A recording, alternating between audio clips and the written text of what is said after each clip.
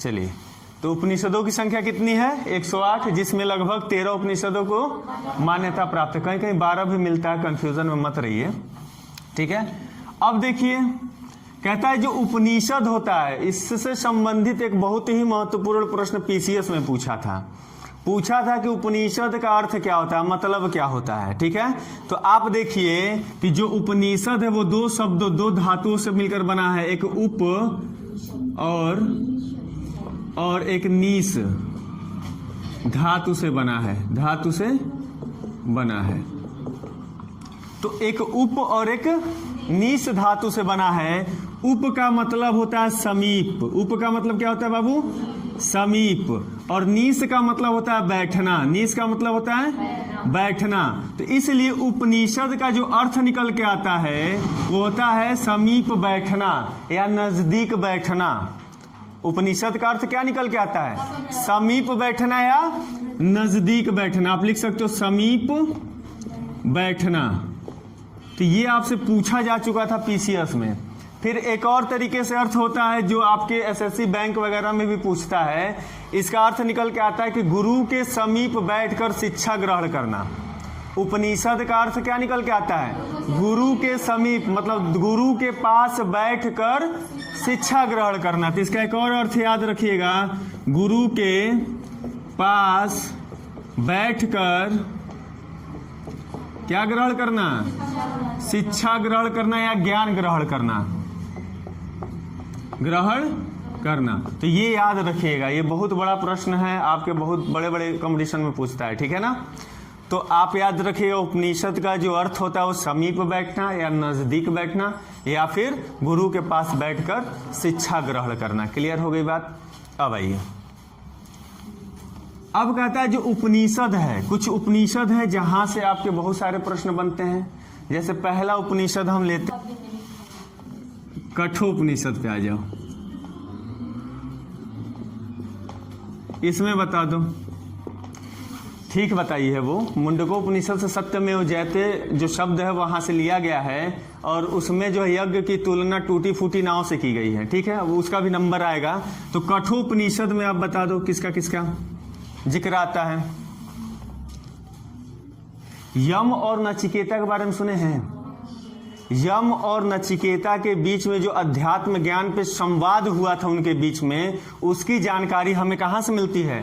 कठोपनिषद से मिलती है। बहुत ही बढ़िया प्रश्न, बार बार पूछा जाता है, ठीक है। तो क्या नाम आता है बाबू? नचिकेता और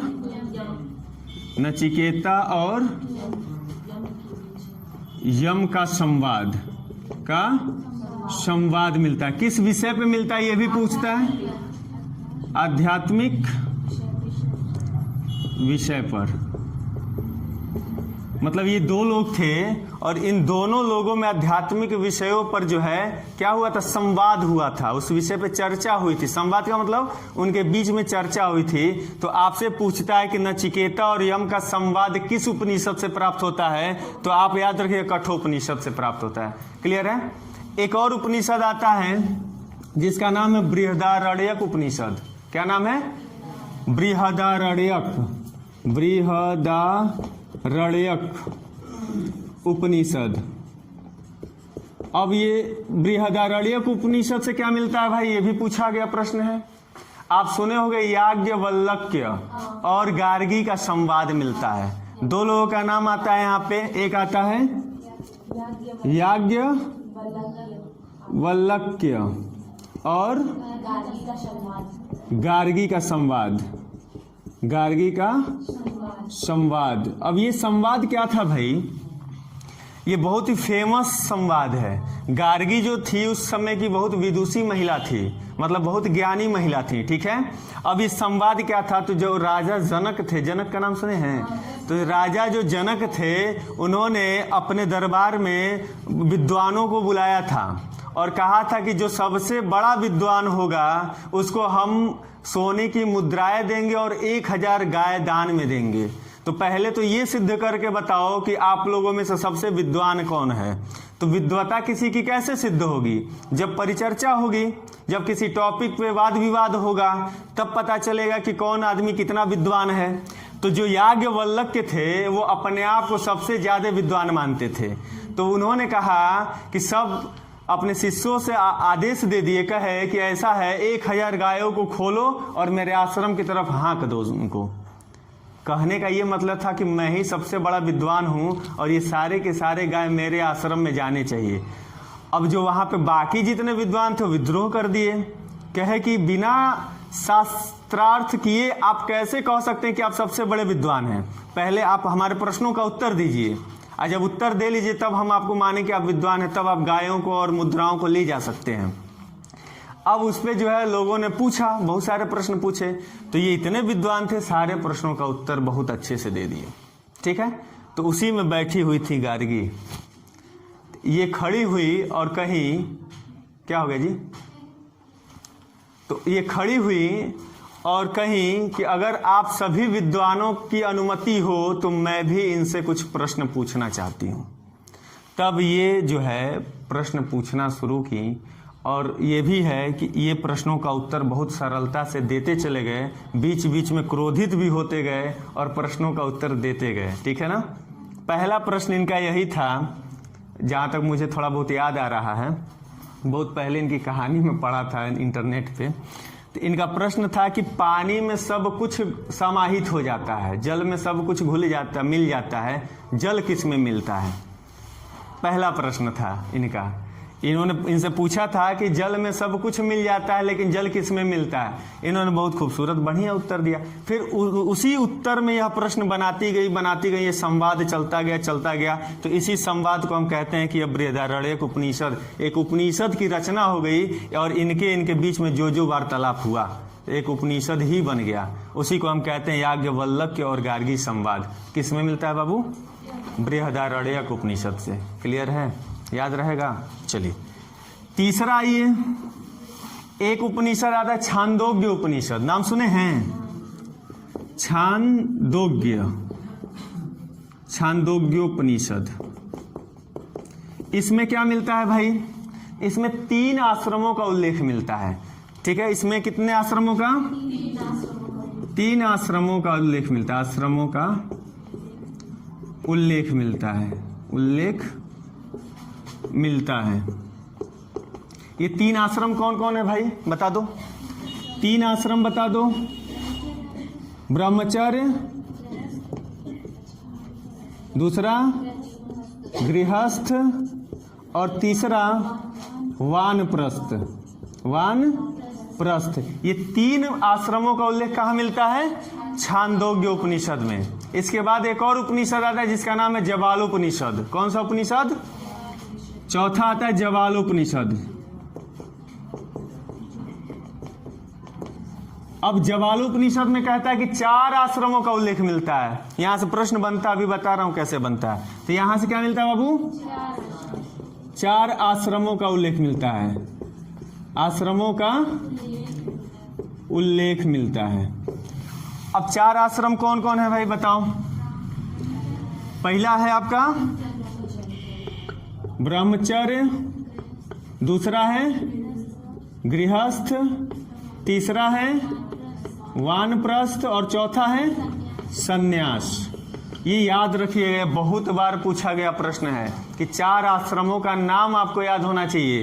तो आप याद रखिएगा, ब्रह्मचर्य, गृहस्थ, वानप्रस्थ और सन्यास होता है। मतलब मनुष्य के जीवन औसत आयु मान लिया गया था 100। कितना मान लिया गया था? 100। और 100 वर्ष तक मनुष्य जिंदा रहता है ऐसा माना गया था पहले। और इस 100 वर्ष के कालक्रम को इन 4 हिस्सों में बांटा जाता है। कहा जाता है कि जन्म के बाद 5 वर्ष से लेकर 25 वर्ष तक आदमी को कैसा रहना चाहिए? ब्रह्मचर्य का पालन करना चाहिए। ठीक है, फिर 25 वर्ष से लेकर 50 वर्ष तक में उसको कैसा जीवन जीना चाहिए? गृहस्थ का जीवन जीना चाहिए, मतलब शादी विवाह कर लेना चाहिए। ठीक है, उसके बाद क्या होना? 50 से लेकर 75 तक हमें क्या करना है? वानप्रस्थ ले लेना, मतलब वनों में चले जाना, कंद मूल खा के अपना जीवन जीना है, धार्मिक जीवन जीना है। ठीक है, संन्यास का मतलब 75 की उम्र हो गई पोता पोती को खिला लिए अपने गोद में, उसके बाद सब कुछ घर द्वार छोड़ के चले जाओ, अब सन्यासी बन जाओ भाई। तो 75 से 100 वर्ष तक कहाँ रहना हमें? सन्यासी बनकर जंगलों में भ्रमण करना और भगवान का गीत गाना, हरे राम हरे कृष्ण। ठीक है, तो इस तरह से 4 आश्रमों का उल्लेख हमें मिलता है जवाल उपनिषद में। तो आपसे यह दोनों प्रश्न बनता है, कहता है कि अगर 3 ही का जिक्र कहाँ मिलता है, 3 जो आश्रम थे उनका जिक्र कहाँ मिलता है? छांदोग्य में। लेकिन चारों आश्रमों का कहाँ मिलता है? जवाल उपनिषद में। वो चारों आश्रम कौन कौन है बाबू? ब्रह्मचर्य का मतलब? ब्रह्मचर्य का मतलब बहुत बढ़िया, वेरी गुड। मतलब बच्चा पैदा हुआ 5 वर्ष तक तो घर पे रहा, लेकिन 5 से 25 वर्ष तक वो गुरुकुल चला जाता था। गुरु आते थे, मुंडन होता था उनका, और जनेऊधारी बनते थे, धागा पहनाया जाता था, और वो अपने गुरु के पास, जिसको हम बोलते थे उपनयन संस्कार, सुने हैं? ये सब पढ़ना पड़ेगा, मेंस पढ़ोगे तो उपनयन संस्कार होता था। तब वो कहाँ जाते थे? गुरुकुल जाते थे, और 25 वर्षों तक शिक्षा ग्रहण करते थे। और जब शिक्षा ग्रहण हो जाता था 25 वर्ष तक, तब घर आते थे। तब वो क्या होता था? उनका गृहस्थ जीवन शुरू होता था, शादी विवाह कर दिया जाता था, उनकी शादी हो जाती थी। फिर 25 से 50 तक वो गृहस्थ जीवन जीते थे, अपने बच्चों के साथ रहते थे, अपने पत्नी के साथ रहते थे, अपने परिवार के साथ रहते थे। फिर जैसे ही 50 की अवस्था में आ जाते थे तो क्या होते थे? वानप्रस्थ, मतलब सब कुछ छोड़ के जंगलों में चले जाते, वन में चले जाते थे। वानप्रस्थ में कंद मूल खाते थे, फल फ्रूट खा के रहते थे, ठीक है, और धार्मिक जीवन व्यतीत करते थे। और जैसे ही 75 के हो जाते थे तो क्या हो जाते थे? उसका सन्यास का जीवन, पूरा भौतिक संसार से मोह भंग करके पूरा का पूरा अपने आप को परमात्मा में लीन कर लेते थे, सन्यासी का जीवन जीते थे। ठीक है, तो इस तरह से 100 वर्षों को 25-25 करके बांट दिया गया था। क्लियर है? अब आइए, 5वां जो उपनिषद आता है वो कौन सा है बाबू? मुंडकोपनिषद। कौन सा? मुंडकोपनिषद। यहां से बहुत बढ़िया प्रश्न पूछता है, कहता है कि जो हमारा सत्यमेव जयते शब्द है, सत्यमेव जयते, सत्यमेव जयते, ये शब्द कहां से लिया गया है भाई?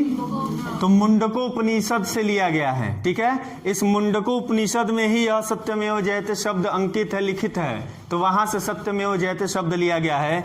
फिर यहां से एक और प्रश्न बनता है जो बहुत ही महत्वपूर्ण है, कहता है कि मुंडकोपनिषद में जो यज्ञ होता है, यज्ञ की तुलना टूटी फूटी नाव से की गई है।